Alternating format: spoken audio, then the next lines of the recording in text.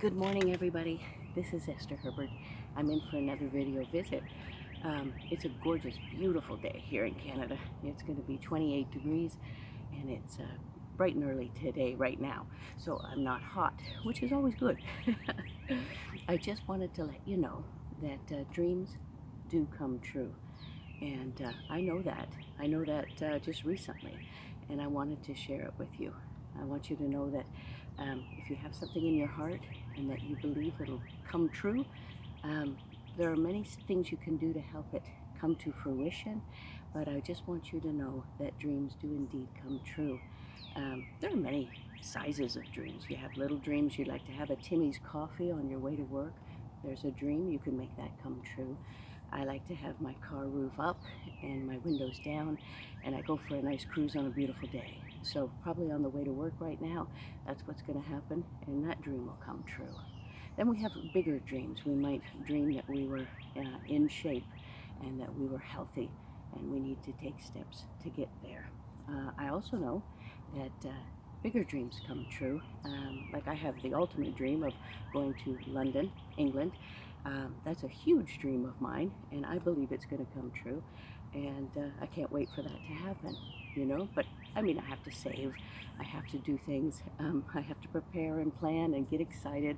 Well, the getting excited part I have no problem with. But the dream I want to talk about real quickly with you today is I had a dream for about 2.5 years that my story about bipolar, it took place, my breakdown took place in the workplace. So I wanted to share where I think the stigma is the highest, that wall that needs to come down is at work. So I had been volunteering with my company's headquarters in USA. And I had been asking, you know, do you want to hear my story? And they'd say, oh, it's a great story, Esther, but not at this time.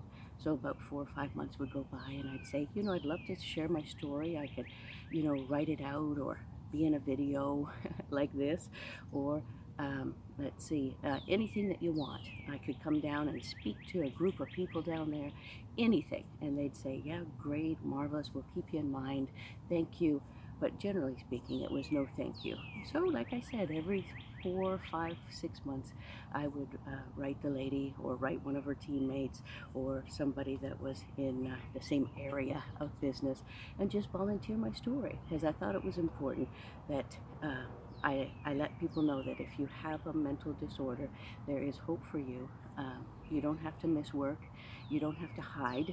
You don't have to keep it completely to yourself and think it's a big bad secret, which I did for years and years. I was diagnosed in the year 2000, and I finally spoke up outside of my inner circle of people that already knew that I had been hospitalized. I spoke up in 2016. So that's 16 years later, I finally had the courage to come out and talk to my boss and tell her my whole story.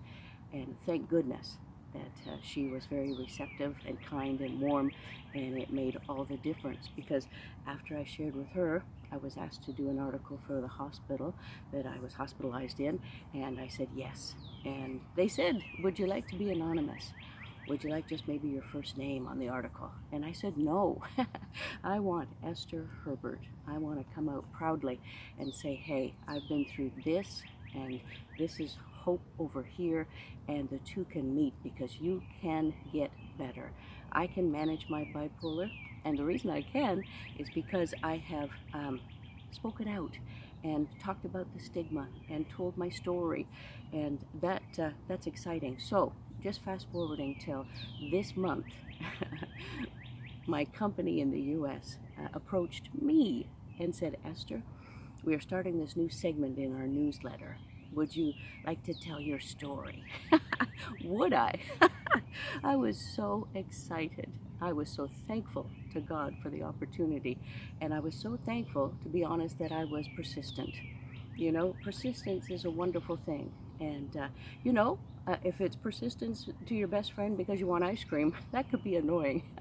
But if you are persistent for completing a goal, like I had a goal of sharing my story at work and giving people hope that might be going through it quiet, in the closet, so to speak, and not wanting to share their story because they were ashamed or they were nervous about being fired or whatever the case may be. I wanted to give hope to those people. And I got the opportunity at the beginning of this month, and it came out in a newsletter, so the article was published. And I got to have a dream come true. So basically I'm saying, have a dream, take some steps, be persistent, know that it might not be in your timing, but it will happen. Just believe. Okay? I hope you have a wonderful day and a great week. Remember, your mental health is important. So are you. God bless, and we'll talk again. Bye for now.